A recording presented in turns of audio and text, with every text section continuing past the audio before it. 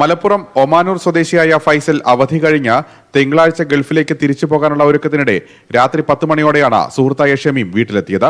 വിദേശത്തുള്ള സുഹൃത്തിന് നൽകാനെന്ന് പറഞ്ഞ് ഇറച്ചിയടങ്ങിയ പൊതിയും നൽകി. യാത്രയ്ക്കുള്ള ലഗേജ് തയ്യാറാക്കുന്നതിനിടെ സംശയം തോന്നിയ ഫൈസൽ പൊതി തുറന്നു നോക്കി. വിശദമായി പരിശോധിച്ചപ്പോഴാണ് പാക്കറ്റിൽ പ്ലാസ്റ്റർ ഒട്ടിച്ച് ഭദ്രമാക്കിയ നിലയിൽ കഞ്ചാവ് അടങ്ങിയ ബോട്ടിൽ കണ്ടെത്തിയത്. തുടർന്ന് വാഴക്കാട് പോലീസ് സ്റ്റേഷനിലെത്തി പരാതി നൽകി. പിന്നീട് വിദേശത്തേക്ക് പോവുകയും ചെയ്തു. സാധാരണ നമ്മൾ പലപ്പോഴും അങ്ങനത്തെ നാട്ടിൽ നിന്ന് കൊണ്ടുവരുള്ളൂ. അതാണ് വിചാരിച്ചു കഴിഞ്ഞ ഫസ്റ്റ്.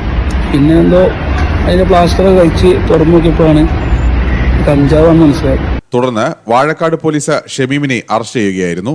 ഇതേപോലെ സുഹൃത്തുക്കൾ പലരും അവർക്ക് സുഹൃത്തുക്കൾക്ക് കൊടുക്കാനായി പൊതിയും മറ്റ് സാധനങ്ങളും കൊണ്ടുവരാറുണ്ട്. എൻ്റെ ഒരു ഉപദേശം എന്ന് പറഞ്ഞാൽ ആ സമയത്ത് തന്നെ അവർ പോയതിനു ശേഷമല്ല പൊതി അഴിച്ചു നോക്കേണ്ടത്, അവരുടെ മുമ്പിൽ വെച്ച് തന്നെ ഈ പൊതി അഴിച്ചു നോക്കാൻ എല്ലാവരും ബാധ്യസ്ഥരാണ്. സംഭവത്തിൽ കൂടുതൽ ആളുകൾക്ക് പങ്കുണ്ടോ എന്ന കാര്യവും പോലീസ് അന്വേഷിക്കുന്നുണ്ട്. മലപ്പുറം ഒമാനൂർ സ്വദേശിയായിട്ടുള്ള ഫൈസൽ എന്ന് പറയുന്ന ആളുടെ കയ്യിൽ ഗൾഫിലേക്ക് ഒരു പാക്ക് കൊടുത്തു വിട്ടതാണ് ഷമീം എന്ന് പറയുന്ന ഒരു ഉറ്റ സുഹൃത്താണ്.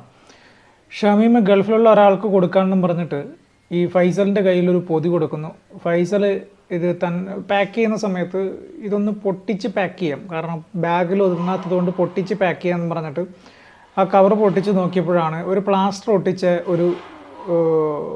ഒരു ബോട്ടിൽ അതിനകത്ത് ശ്രദ്ധയപ്പെട്ടത്. ആ ബോട്ടിൽ തുറന്ന് നോക്കിയപ്പോൾ അതൊരു കഞ്ചാവാണെന്ന് മനസ്സിലായി ഫൈസലിന്. ഫൈസൽ പോലീസിനെ വിളിച്ചു, സാധനം പോലീസ് സ്റ്റേഷനിൽ കൊടുത്തു. ഷമീമിനെ അറസ്റ്റ് ചെയ്തു. അപ്പോൾ ഈ ഫൈസൽ എന്ന് പറയുന്ന ആളുടെ അടുത്ത് ഗൾഫിലുള്ള വേറൊരു കൂട്ടുകാരനാണ് പറഞ്ഞത് ഇങ്ങനെ അവന് നടുവേദനക്കുള്ളൊരു ബെൽറ്റും ഒരു മരുന്നും കുറച്ച് സാധനങ്ങൾ അവിടെ നിന്ന് കൊടുത്തു വിടും. ഷമീം ഫൈസലിൻ്റെ അടുത്ത് തന്നു വിടും. അതൊന്ന് നീ കൊണ്ടുവരണം എന്ന് പറഞ്ഞിട്ടാണ് ഈ ഫൈസൽ ഈ ഷമീമിൻ്റെ അടുത്ത് നിന്ന് ഈ പാക്ക് മേടിക്കുന്നത്. പക്ഷേ ഞാനൊരു കാര്യം പറയാം, കുവൈറ്റിലേക്കാണ് ഇത് കൊണ്ടുവരും. കുവൈറ്റിലൊക്കെ നിയമം വളരെ കർശനമായിട്ടുള്ളൊരു നഗരമാണ്.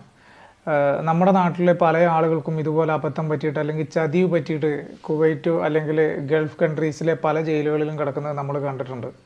അവരുടെ പല ആളുകളുടെയും കുടുംബങ്ങൾ ഇപ്പോഴും നിയമ പോരാട്ടമായിട്ട്, കാരണം അവർ അറിഞ്ഞുകൊണ്ട് ചെയ്ത സാധനം, പക്ഷേ അവിടുത്തെ നിയമത്തിൻ്റെ മുന്നിൽ അവർ കുറ്റക്കാരാണ്. അവിടുത്തെ എയർപോർട്ടിൽ വന്ന് ഇറങ്ങുമ്പോൾ ലഗേജ് പരിശോധിച്ച് നോക്കുമ്പോൾ അവിടെ നിയമാനുസൃതമായിട്ട് വിൽപ്പന നടത്താനോ ഉപയോഗിക്കാനോ പറ്റാത്ത പല സാധനങ്ങളും ലഗേജിൽ കണ്ടു കഴിഞ്ഞാൽ സ്വാഭാവികമായിട്ടും അയാളാണ് കുറ്റക്കാരൻ. അത് എൻ്റെതല്ല, ഇന്ന ആൾക്ക് കൊടുക്കാൻ വേണ്ടി അവിടുന്ന് തന്നു വിട്ടതാണ് എന്ന് പറഞ്ഞിട്ട് ഒരു കാര്യമില്ല. അവിടുത്തെ നിയമത്തിന് മുന്നിൽ ഇത് കൊണ്ടുവന്നവൻ ആരാണോ അയാൾ കുറ്റക്കാരനാണ്.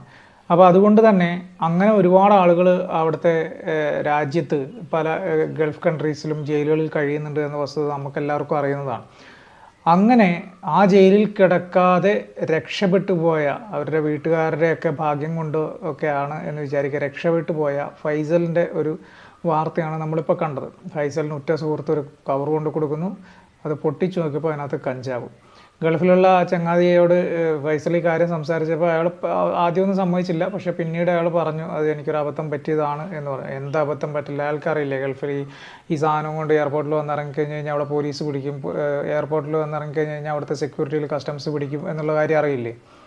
അതൊരു മനഃപൂർവ്വം ചതിക്കാൻ വേണ്ടി പണി കൊടുക്കാൻ വേണ്ടി ചെയ്യുന്ന ആളുകളും ഒക്കെ ഉണ്ടാകാം. ഇതേത് ഗണത്തിൽപ്പെട്ടതാണ് എന്നതിനെക്കുറിച്ച് ഇനി പോലീസ് അന്വേഷിച്ച് കണ്ടുപിടിച്ച് കൃത്യമായിട്ടുള്ള ശിക്ഷ കൊടുക്കട്ടെ.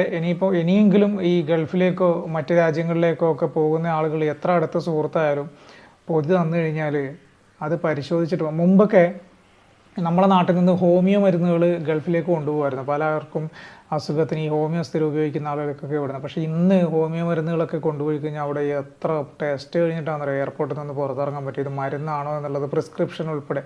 പ്രിസ്ക്രിപ്ഷനൊക്കെ ഉണ്ടാക്കാൻ വലിയ പാടൊന്നുമില്ല, ഇപ്പോൾ ആരൊക്കെ ചെയ്യുന്നുണ്ട്.